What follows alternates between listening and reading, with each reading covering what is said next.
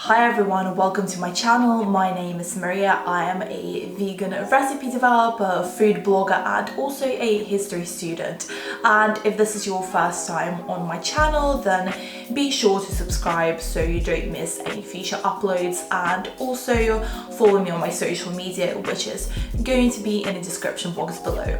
So today's video is going to be all about tofu, and unfortunately tofu has a bit of a negative reputation, and I honestly feel quite sorry for it because tofu is one of my favorite ingredients. It is not an exaggeration when I say that I have it almost on a daily basis. So tofu, as it comes in a packaging or when prepared incorrectly, can be quite bland and can have a bit of a strange texture, but when prepared correctly, the fact that it is so plain can actually be an advantage, seeing as it's excellent at soaking up different flavors and really integrating itself into a wide variety of both sweet and savory dishes. So today I am going to demystify the process of cooking with tofu by sharing my top 10 tips to make it taste amazing, and I'm also going to feature 3 different recipes to either introduce you to cooking with tofu or give you some different ideas if you are a little bit more experienced. So let us go straight into tip number 1. Tip number 1 is understand the different tofu varieties. Tofu is essentially soybeans that have been curdled and pressed into blocks, and as you can guess, there are many different types of tofu, and basically the main differentiating factor between them is the amount of water they contain, and this is going to determine their suitability for different types of recipes. Over here I have some silken tofu, which is the softest variety with the highest water content, and this one is very soft. It almost comes apart by itself when you take it out of the packaging, and this is very commonly used in miso soup, but it is also very good for blending in a variety of other recipes. For example, I love making smoothies out of silken tofu, as well as different desserts and creamy soups. Next up we have firm tofu, which is the most commonly used tofu variety. This one is super versatile and is most commonly used for frying, baking, or any other method of preparing tofu. Last but not least, we have extra firm tofu, and this variety is my personal favorite simply for the reason that you don't need to press it. But the main difference between firm tofu and extra firm tofu is that the former will retain a little bit of a softer texture, while extra firm tofu is, well, extra firm. Tip number 2, and I sort of hinted towards this in the previous one, and this is to press tofu. This does not apply to silken tofu because the whole purpose of it is that you want it to be soft and very easily blendable if you are going to make something like a smoothie. But when it comes to firm tofu, you want to press it in order to get rid of as much moisture as possible to make sure that the texture is ideal and it crisps up very nicely during the cooking process. And you can press tofu using either a tofu press, which you can typically get for around £10. If you don't have one of those, you can also press tofu by essentially putting a paper towel on top of it, followed by heavy objects such as cookbooks or a frying pan, and this is going to achieve the same thing. Tip number 3 is to marinate your tofu. This is super important if you are going to bake it or fry it, and this is going to take tofu from a very plain and uninteresting to having a very distinctive flavor that is going to depend on the nature of the marinade that you use, and I would recommend 30 minutes for a bare minimum, but overnight and anywhere up to around 24 hours is preferable, seeing as this is going to achieve the most amount of flavor. And what I would say, if you're going to make a tofu based dish for your dinner, maybe you can marinate it in the morning and then it will be ready to go when it comes around to cooking. Tip number 4 is use cornstarch to make tofu crispy. This is a trick that I use quite a lot, and I also use it for making really crispy baked potatoes. Basically, you want want to coat your tofu in cornstarch, and this is how you make the best fried tofu, and you don't even need to follow it up with breadcrumbs. You can dip each individual piece in the cornstarch, or you can get one of those Ziploc bags, add a couple of tablespoons of cornstarch into it, followed by the tofu cubes, and just shake it to coat the tofu pieces. So the next tip is to use sesame oil when frying tofu, and also in various sauces. I don't use tofu, oh dear.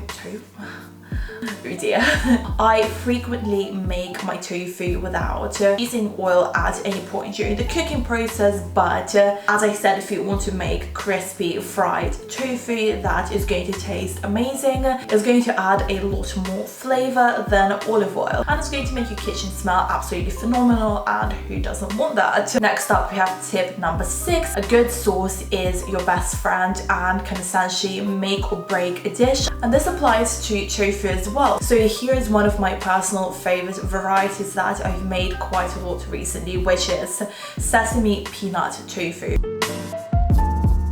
Start by adding cubed tofu to a mixing bowl and marinate it using tamari, rice vinegar, lemon juice and garlic. Stir everything together, and then you want to leave it to marinate for at least 30 minutes, but as I said, overnight is going to give you the best result. Around 10 minutes before the tofu is ready, before it has finished marinating, reheat the oven to 200 degrees Celsius, which is around 400 Fahrenheit. Then simply transfer the tofu to a sheet of parchment paper and bake it for around 20 to 25 minutes until nice and crispy. And I also flipped these cubes after around 15 minutes. In the meantime, prepare your sauce by whisking together plant-based milk of your choice, maple syrup, sesame seeds, ketchup and peanut butter.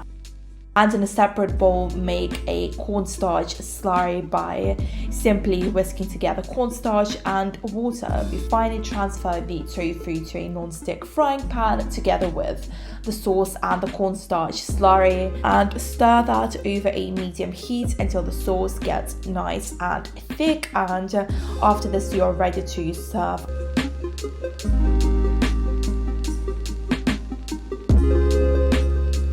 Tip number 7, crumble up your tofu into a scramble or a mince texture. This is one of my favorite ways of turning tofu haters into resolute tofu lovers. Making a tofu scramble is a very popular way to recreate scrambled eggs, but I also love adding crumbled tofu into curry sauces, and as I will show you now in our next recipe, it is a really good way to make a pasta sauce and create a quote-unquote meaty texture. For recipe number 2, we are going to make some smoky tofu eggplant pasta, and to start, simply add onion, garlic, red chili, curry powder, cumin, smoked paprika and tomato paste to a non-stick frying pan. You can do this with oil or a splash of water to prevent sticking, and just saute that for around 3 to 4 minutes. After this, add the tomatoes, eggplant and zucchini, stir everything through to combine, and then cook for around 5 minutes until the vegetables start to soften. Next, add tamari, crumbled up tofu and veggie broth. Bring that to a simmer and cook for around 10 minutes, making sure to stir that frequently until most of the liquid evaporates. And you can actually use this time to cook pasta of your choice. I use some gluten-free spaghetti. At the last minute, I like to stir in some vegan cheese, but this is entirely optional, and also season to taste with sea salt. Drain and rinse the pasta that you're using and transfer it to the frying pan and toss together with the sauce before serving.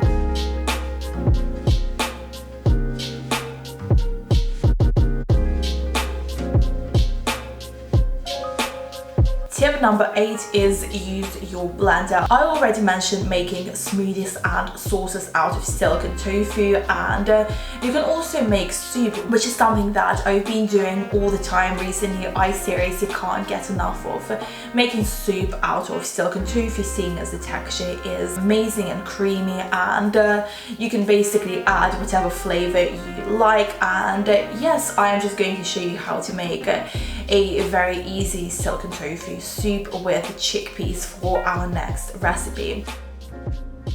To make the soup, start by cooking potatoes and red onion for around 10 to 12 minutes until they are fully cooked through, and after that drain and rinse them and transfer them to a blender or a food processor together with silken tofu, plant-based milk, garlic, nutritional yeast, some apple cider vinegar. Then I've got some cumin and some umami seasoning, but you can just use salt, tahini, and then simply blend everything together until nice and creamy. And after this, you'll just want to transfer it to a saucepan together with some drained and rinsed chickpeas and heat it up for a couple of minutes. And after this, you're ready to serve with whatever garnishes you would like. I added some fresh chives and black sesame seeds.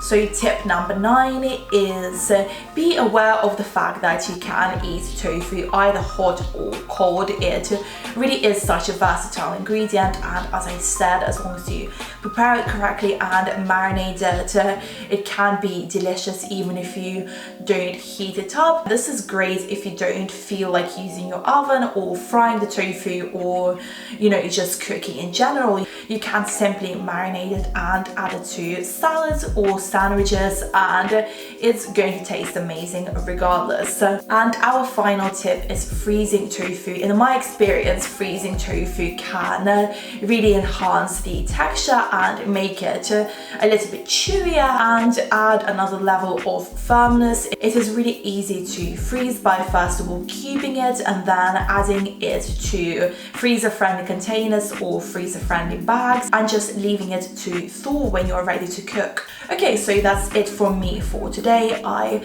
really hope that you guys found these tips useful, and if you did, be sure to let me know in the comments, and also let me know if you try any of the recipes that I showed.